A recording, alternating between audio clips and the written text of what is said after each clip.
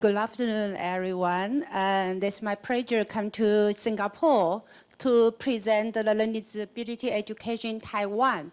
Actually, that is a story about learning disability with myself and with Taiwan too.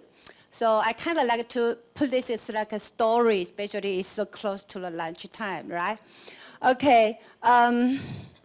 Yes, now I'm the teacher's teacher, but I used to be the teacher, a junior education teacher in a junior high school.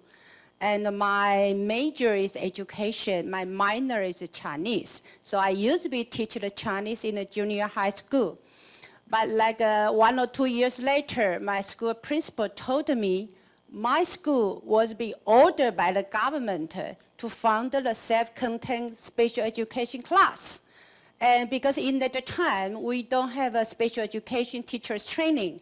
So my school principal told me, your major is education, and we need a special education teacher. So you are most close than the math and the Chinese teacher. So I was assigned to be found a self-contained classroom for students with a mentally retardation. So that's why I stepped in special education, and I never regret I did that important decision. So then I started to work for the special education class. And most of my students is mental retardation. Yes, they have a Down syndrome, and they also have a CP. We also have a student now we call the autism. But in that time, we all call them mental retardation. So after a couple of years, I started to teach the student with a mental retardation. But before that, the government sent us to give me some kind of post-bachelor special education training, be as a special ed teacher. So we take the 20 credits to be a special education teacher. For teachers, we used to be the junior education teacher. So actually, it's a similar situation like right now in Singapore. So after a couple of years, I teach the student with a mental retardation. Then I found out that some students caused me so interesting, but I don't know who they are. But I know they are non-mental retardation because they are smart boys. Mostly they are the boys. But they cannot read, they cannot write. Their achievement, performers, even worse than the student with a mental retardation. So I started looking for the paper. During that time, we don't have a right answer about the learning disability. So I continue to study, I read a book, but I cannot get the answer. So a couple of years later, I decided to quit my job. So I went to the United States. I want to find the answer about the learning disability. So I went to the University of Oregon, and it's very, very lucky. I have a class in my first semester. I saw the introduction of learning disability. So I said, yes, this is the class why I came to United States. So I started to take a class. After couple lessons, then I talked to the director, class professor. I say, I come from Taiwan.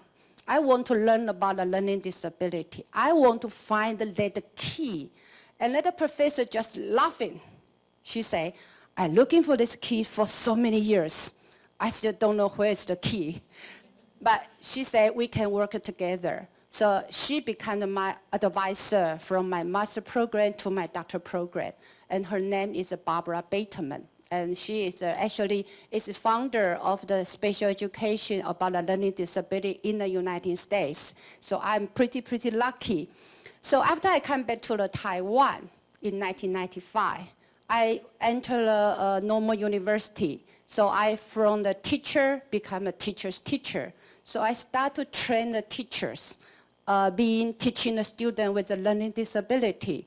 Because this is my interest, this is my passion too. So,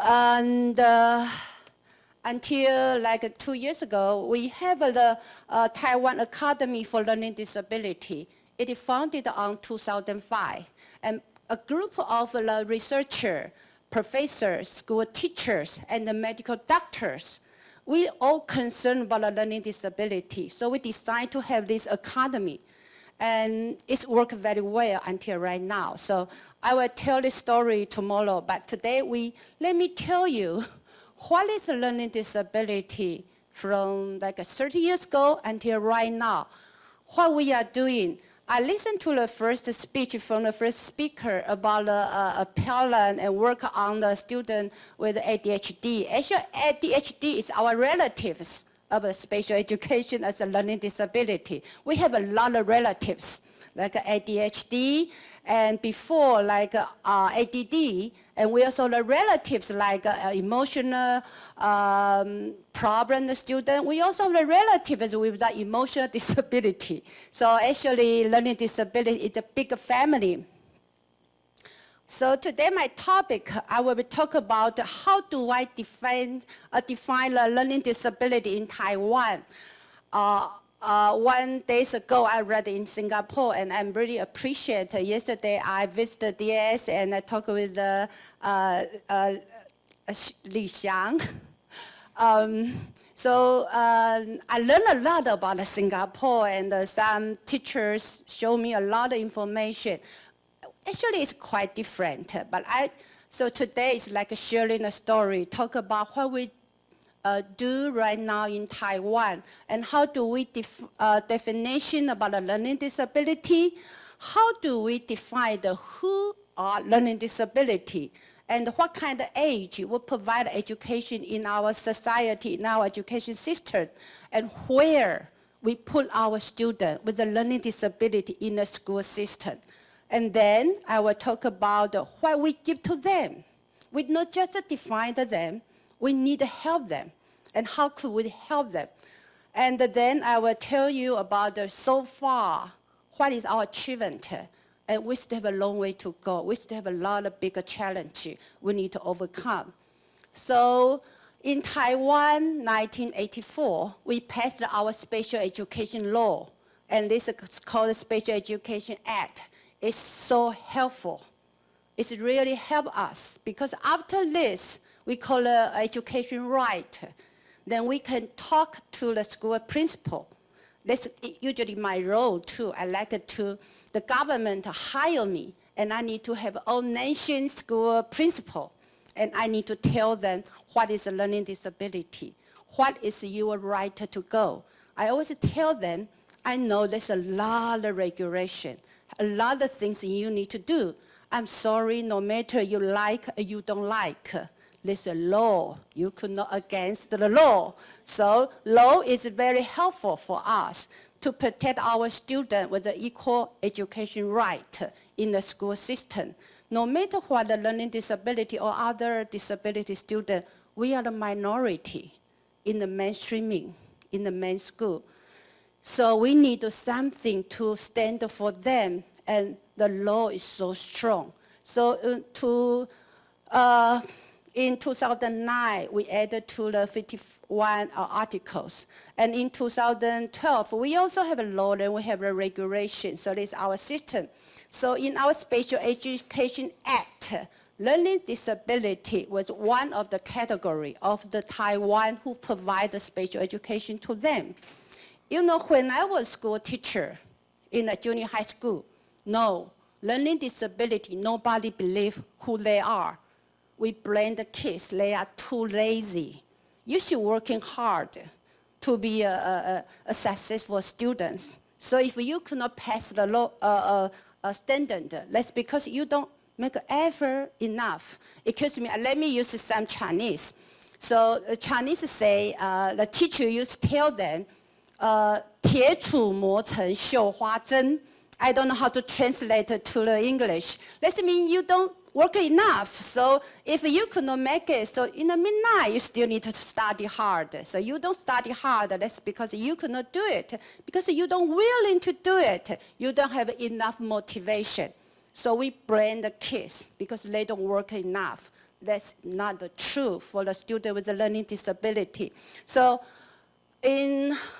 when we have the Special Education Act, finally we define the student with a learning disability. So all of the education law will protect them the equal education support. So the definition, we have the national definition with student with a learning disability. Honestly, I must tell you, the special education in Taiwan have a very strong affected by American. The reason is most of special education department professors get their PhD from the United States. So some part we really have a lot of strong influences by American. But honestly, I think that's it's fine for me too, because I travel in different country, different area. I think this is kind of good definition. So the cause will be the child neuro problem. So we cannot blame they don't work hard enough. That's because the function is bring from the parent. So it's not they decide or they could not decide they want to have a good performance.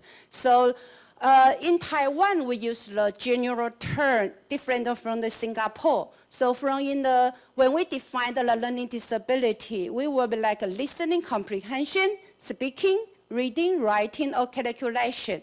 We also have a student with a mild learning disability on math. But this is a population is less than the student with the reading and the writing problem. And we are not primary cause, and this all is similar to the United States. So the first part of we identify the student with the learning disability, they must be we call a normal IQ.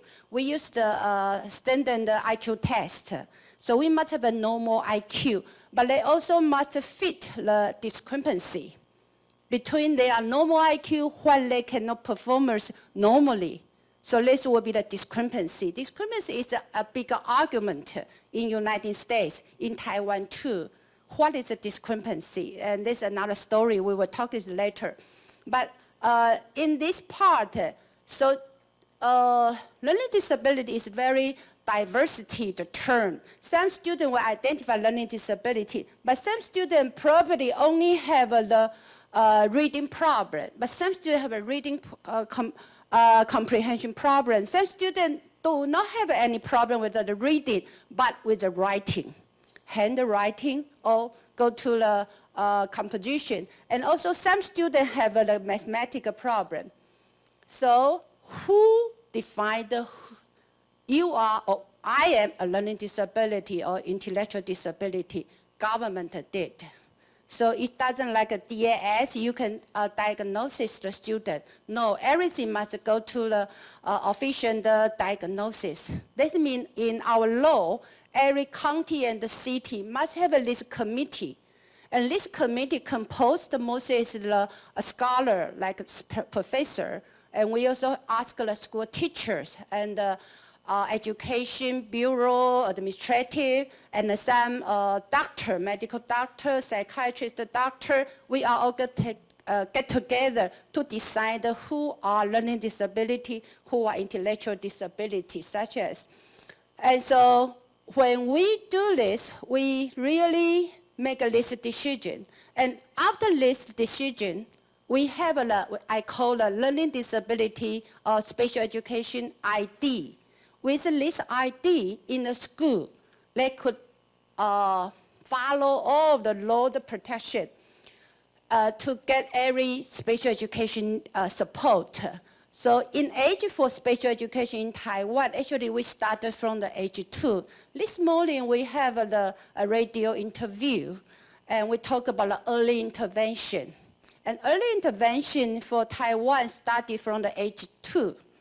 So if I am age 2, I would identify as a student with Down syndrome. Then all of the early intervention education will come to this student, come to this family. But for special education in learning disability, actually formally diagnosis starts from the elementary school. Because when kids go to the elementary school, they start to learn, read, and write. Learning disability deficit or handicap or difficulty start to show on the student homework assessment. So in the beginning, we work very closely with the parent group with a learning disability. All the parents crying to tell us how late their first grade daughter and the son write their homework. All my memory in Taiwan as a learning is homework and homework and homework. So you go to school, do what? Do the homework. So they go home, first grade. they could write homework until midnight. That's not right, because the processing speed is so slow. So they must be take a long time to write their homework. But because if you bring the homework, you cannot bring the homework back to the school second day, you get a punishment. So you had better finish your homework. But the kids could not do it, so who did? Brother, sister, father, and mother. So when I talk to the teacher training, I say, you want your student learn how to write a Chinese character, or you want their parent do it. So how did you know? So you must make sure. So use this reason. Now we already could ask the school teachers, if they are a learning disability student, they must change their homework assignment. Assessment must be modified, because these kids could not do it, no matter how many practice they did. So there will be our situation from elementary school to high school. Actually, we all have a student with a learning disability. Okay, we have a special education annual statistic started from the 1990, and let me show you the picture. Every year, every school must report to the government how many students do you have with a different categories, 13 category. And in last year, school year, LD is the number one, almost 90% with all among 19 category of students with a learning disability, top one population. And actually used to be the intellectual disability, but now LD catch up. And in the college, we have a number one student enter the higher education. Our entrance examination have a different change for them to take the alternative, the others assessment, so they can easy to get in the university. When I was a junior high school teacher, no, our learning disability could not pass the entrance examination, so they almost could not enter the high school, but now changed. And for the male and the female, you can see 2.28 plus 1 for female. So male have a more population than the female. And this is a similar situation close to the different country in the finding. I don't know the Singapore, probably you can start to talk about this. Where we place our students with a learning disability, once we identify them, actually is a resource room program. So this is our general special education placement. I show you our data close to the year. We are very inclusive education in Taiwan. And this is a general education school. Most of the students in general education school. And in the general education school, we have a different type resource room program, self-contained classroom. There's all full-time special education service. For the resource room, they belong to the general education class. We pour out some time for them to receive the special education curriculum and the instruction. So for the resource room, this is my because I do the learning disability, I need to find a home for my student with a learning disability. So I started to teach this class in the university, in the in-service training. But because I found out it's a lot of work, so finally I put the time to do the textbook, then I quit the teaching. But it became very strong influences for the school teacher and the other colleagues in university to teach about the resource room program. They have some kind of strategy. We need to focus on this. So resource room program where almost 100% students identified with the learning disability was in the resource room program. How do we, this is inclusive. So resource room program become a main placement for the student with disability in Taiwan. How do we do this for the curriculum? Actually, we use accessory general curriculum. A couple of years ago, our country law changed. All the students with a disability must learn the general education curriculum. So I call the zero rejection of general curriculum. So for pour out the program, we teach like a Chinese, math, and English. And we also have extra class for students with learning disability. We talk about the study skill because they don't know how to take an examination. They really don't know. They cannot read a question. How could they get the right answer? We also talk about the social skill, including the last presenter talk about a management. Is so make me laughing. All the learning disability students, teacher complain their seat, their table is miserable. Because they don't, if you open their, we call the book bag, they all miss up. So when you teach this class, they could not find out their book, their textbook, their pencil. They lost their clothes, their hat. So we need to teach them like life skill, social skill, study skill. When they're going up, getting older and older, before they left the school, we need to think about what is their next step. In the United States, in Taiwan, called the transition. So we also talk about the transition. I like to talk about a resource room program because it's kind of, I figure out, actually this is my creation. I figured out for a long time, how could we help our students to get a better intensive special education service? And I will tell this later with an example, but except the curriculum and the instruction, we also must solve this problem assessment. We, in Asia, every country talk about academic pressure. Yeah, Singapore, Japan, Hong Kong, Taiwan too. But for our students, it's really a suffering. But now we already changed this. We could use alternative format. For the student with reading disability, they cannot read a question, but they know the answer because they're learning from the listening, they're learning from the other approach. So for our paper and the pencil test, if you are a learning disability, we will give you a separate room or separate seat. Someone will read the question for you, and you just tell me the answer. I mark it for you. And as a teacher, we use this test the result.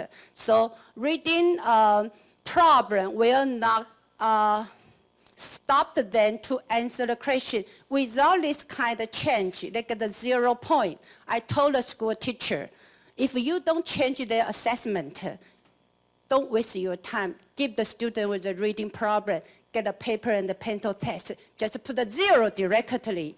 Have fun, right? Learning disability, for reading disability, our own history, we call the word blind. The blind people could not see.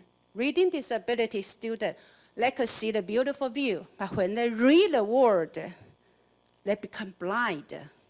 I say, if you don't test the blind people with the paper and the pencil test, how could you rate our student with a learning disability use the same test?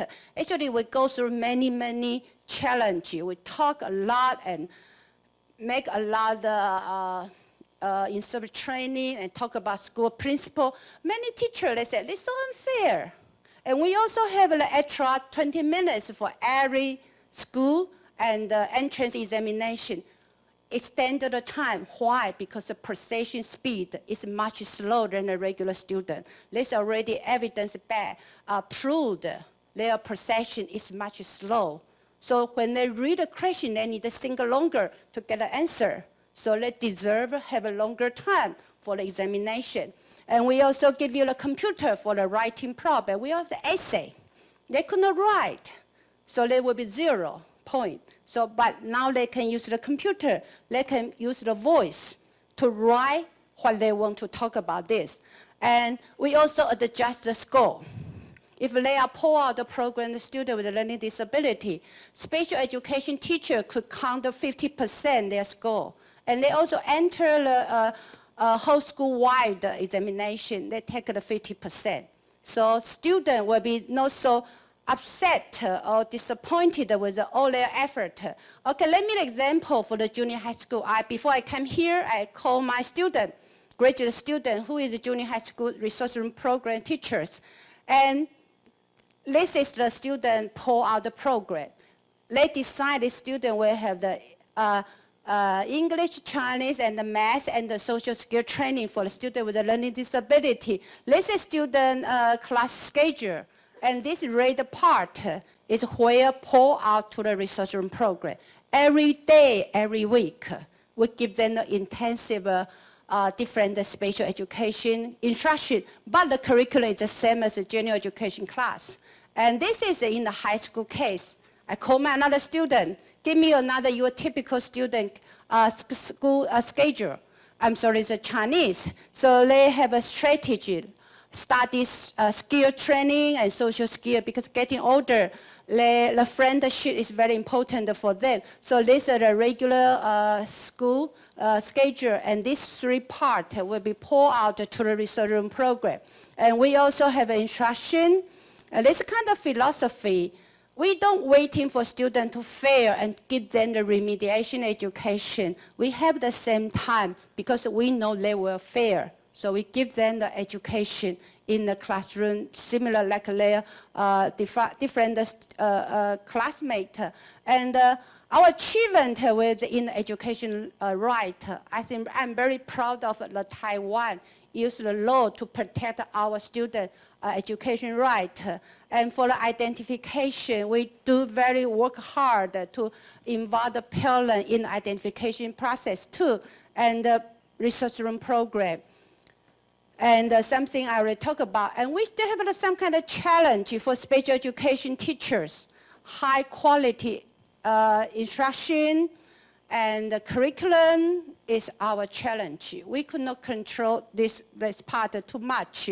And also we need evidence-based practice. You use the strategy in the classroom. Are you sure they really work?